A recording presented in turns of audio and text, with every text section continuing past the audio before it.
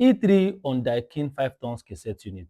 The client reached out to us on his newly installed cassette unit.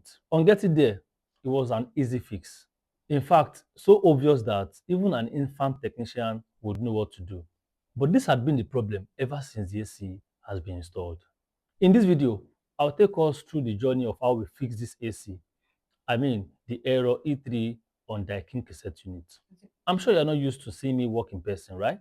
That's exactly what you are watching me do in this video. Let's go.